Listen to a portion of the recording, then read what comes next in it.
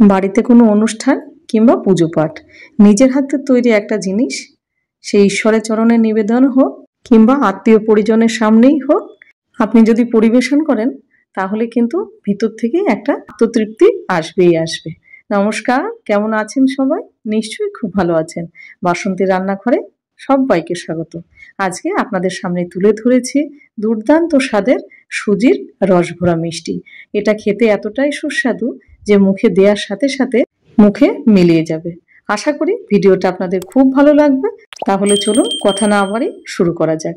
প্রথমে একটা কড়াই নিলাম এবং কড়াইটা গরম করে তাতে দিয়ে দিলাম 2 চামচ গাওয়া ঘি। এবার গাওয়া ঘিটা ভালোভাবে মেল্ট হতে দেবো। তারপরে দিয়ে দেবো 1 বাটি সুজি। এখানে মোটামুটি 150 গ্রাম মতো সুজি আছে। এবার সুজিটাকে লো ফ্লেমে ভালো করে ভেজে নেব। এখানে একটা কথা বলে রাখি, যখন সুজিটা ভাজবেন অবশ্যই গ্যাসের ফ্লেমটা কিন্তু লো রাখবেন, আর সুজিটা কোনোভাবে যেন পুড়ে না যায় কিংবা লালও যাতে না হয়ে যায়। সময় নিয়ে কাজটা করতে হবে, আর সুজিটা ভালোভাবে ভাজা না হলে মিষ্টিটাও কিন্তু ভালো হবে না। খুব সুন্দরভাবে সুজিটা ভাজা হয়ে গেছে। এবারে দিয়ে দেবো যে বাটি সুজি নিয়েছিলাম ঠিক তার 1 বাটি একদম পূর্ণ করা আগে থেকে খুব ভালো করে জাল করা গরুর দুধ। এবার আপনারা গরুর দুধের জায়গায় প্যাকেটের দুধও ব্যবহার করতে পারেন। এবার সুজিটাকে লো টু মিডিয়াম ফ্লেমে এটাকে রান্না করব যতক্ষণ একটা সুন্দর ডো না তৈরি হয়ে যাচ্ছে। আর মিষ্টি জিনিসে একটু লবণ দিলে ভালো লাগে, ওই জন্য সামান্য একটুখানি লবণ দিয়ে দিলাম। দেওয়ার পরে এবার এটাকে ভালো করে নাড়তে থাকবো। আর এইটা সবসময় মনে রাখবেন, পারফেক্ট ডো না তৈরি হলে মিষ্টিটাও কিন্তু পারফেক্ট হবে না। মেজারমেন্টটা ভীষণ ইম্পর্টেন্ট। এবার নাড়তে নাড়তে ডোটা কিন্তু আমাদের একদম পারফেক্টভাবে রেডি হয়ে গেছে। আর এটা তৈরি করতে 10 মিনিট মতো সময় লাগলো। আর দেখতেই পাচ্ছেন খুব সুন্দর একটা ডো তৈরি হয়ে গেছে, একদম মসৃণ, কোনো রকম কিন্তু লাম্পস নেই। এবার একটা থালার মধ্যে নিয়ে নেবো একটুখানি ঘি, সামান্য একটুখানি, যাতে সারা থালা মাখামাখি না হয়ে যায়। এবার এর উপরে ডোটা দিয়ে দেবো। এবার ডোটা একটা স্প্যাচুলার সাহায্যে একটু স্প্রেড করে দিতে হবে, যাতে একটু ঠান্ডা হয়ে যায় তাড়াতাড়ি।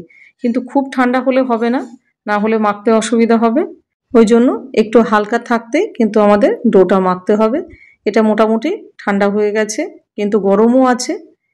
এবার দিয়ে দেবো 1 চামচ ঘি, আর দিয়ে দেবো 3 চামচ গুঁড়ো দুধ।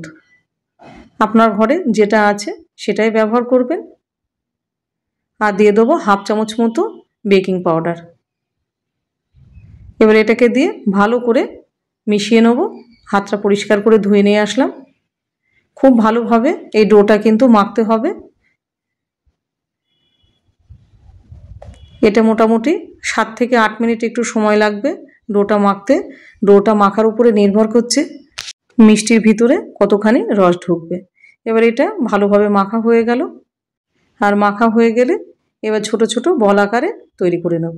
বেশি বড় করবেন না, আবার খুব ছোটও করবেন না, মোটামুটি একটা মিডিয়াম সাইজ দেখে এবার লেচিগুলো কেটে নেব। লেচিগুলো কাটা হয়ে গেছে।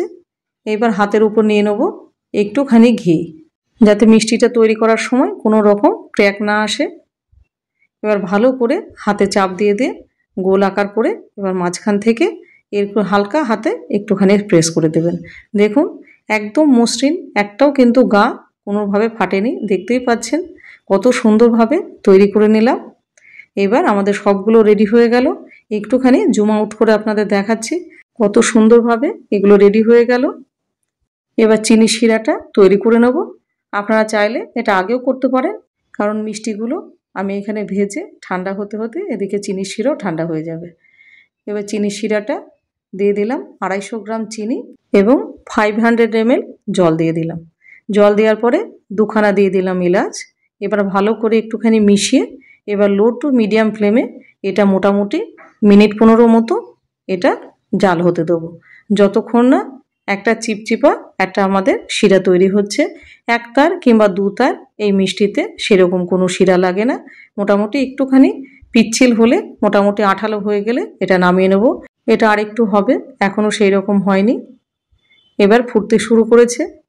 মোটামুটি 15 মিনিট পর ফিরে আসলাম। এবার দেখে নিই এবার বেশ আটা হয়ে গেছে, শিরাটা আমাদের কিন্তু রেডি হয়ে গেল। এবার এটা সরিয়ে রাখবো।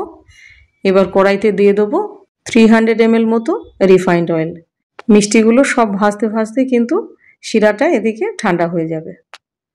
এবার এক এক করে ছেড়ে দেবো। তেলের তাপমাত্রা রাখবেন একদম লো, কোনোভাবে কিন্তু লো টু মিডিয়াম রাখবেন না, গ্যাসের ফ্লেম লোই রাখবেন। হালকা একটুখানি তেল গরম হয়ে গেলে তখন কিন্তু ছেড়ে দেবেন। আর ছেড়ে দেওয়ার পরে 5 মিনিট এটাকে নাড়বেন না, তাহলে মিষ্টিগুলো ভেঙে যাওয়ার ভয় থাকে। আর পারফেক্ট মিষ্টি তখনই তৈরি হবে যখন তেলে দেওয়ার সাথে সাথে এইভাবে ফুলে বড় হয়ে যাবে। দেখুন কত সুন্দর ফুলে গেছে এবং তেলে দেওয়ার সাথে সাথেই কিন্তু খানিকক্ষণ পর ভেসে উঠল। আর মিষ্টিগুলো ভালোভাবে না ফুললে ভিতরেও রস ঢুকবে না। এই ছোট্ট ছোট্ট টিপস অথচ মিষ্টি তৈরির ক্ষেত্রে কিন্তু খুবই গুরুত্বপূর্ণ। যদি আপনারা এগুলো ফলো করেন তাহলে কিন্তু আপনাদের মিষ্টিও একদম পারফেক্ট হবে। মিষ্টিগুলো ভাজতে মোটামুটি 7 থেকে 8 মিনিট সময় লাগছে। আর গ্যাসের ফ্লেমটা বারবার বলছি একদম লো করে রাখবেন। আর যখন দেখবেন যে এরকম কালার এসে গেছে তখন কিন্তু তেল থেকে তুলে নিতে হবে। দেখুন কত সুন্দরভাবে মিষ্টিগুলো ভাজা হয়ে গেল। এবার আর এক ব্যাচ আপনাদের করে দেখাচ্ছি। এবার একদম সেম প্রসেস। আর তেলে দেওয়ার পরে মিষ্টিগুলো যদি না ফুলে ওঠে তাহলে আপনি জানবেন ওই মিষ্টির ভিতরে কোনোভাবে রস ঢুকবে না। আপনি যদি এইভাবে মিষ্টিগুলো বানান তাহলে কিন্তু কোনোভাবে আপনার মিষ্টি খারাপ হবে না। এবার মিষ্টিগুলো সব কিন্তু ভাজা হয়ে গেল। এবার তেল থেকে তুলে নিলাম। সব মিষ্টি ভাজা হয়ে গেছে। আর কত সুন্দরভাবে মিষ্টিগুলো আমাদের রেডি হয়ে গেল। আর এখানে একটা টিপস আপনাদের দিয়ে রাখি, মিষ্টি এবং শিরা দুটোই কিন্তু ঠান্ডা হতে হবে, তবেই কিন্তু মিষ্টির মধ্যে রস যাবে। এবার শিরাটাও ঠান্ডা হয়ে গেছে, মিষ্টিগুলোও ঠান্ডা হয়ে গেছে। এবার মিষ্টিগুলো শিরার মধ্যে দিয়ে দেব। দিয়ে একটা স্প্যাচুলা দিয়ে একটুখানি নাড়াচাড়া করে নেব যাতে সব মিষ্টির গায়ে রসগুলো লাগে। এবার এটা ঢাকা দিয়ে দেবো মোটামুটি 5 থেকে 6 ঘন্টা। 6 ঘন্টা পর আপনাদের সামনে ফিরে আসছি। আর এই 6 ঘন্টার মধ্যে কতখানি রসটা টেনে নিয়েছে সেটা দেখাবো। দেখুন কতটুকু ছিল আর মিষ্টিগুলো পুরো রসে টইটুম্বুর। তাহলে রেডি হয়ে গেল আমাদের সুজির রস ভরা মিষ্টি। ভিডিওটা আপনাদের কেমন লাগলো? আশা করি ভিডিওটা আপনাদের খুব ভালো লেগেছে। আর যারা আমার নতুন বন্ধু হচ্ছেন কিংবা হয়েছেন, যারা আমার পাশে আছেন, তাদেরকে সশ্রদ্ধ প্রণাম এবং ভালোবাসা। আর ভিডিওটা আপনাদের কেমন লাগলো? আশা করি ভিডিওটা আপনাদের খুব ভালো লেগেছে। তাহলে আর দেরি কেন? সামনে যদি কোনো অনুষ্ঠান বা পুজো পাঠ থাকে তাহলে আর দোকান থেকে মিষ্টি না কিনে বাড়িতেই তৈরি করে ফেলুন দোকানের চেয়ে সেরা মিষ্টি।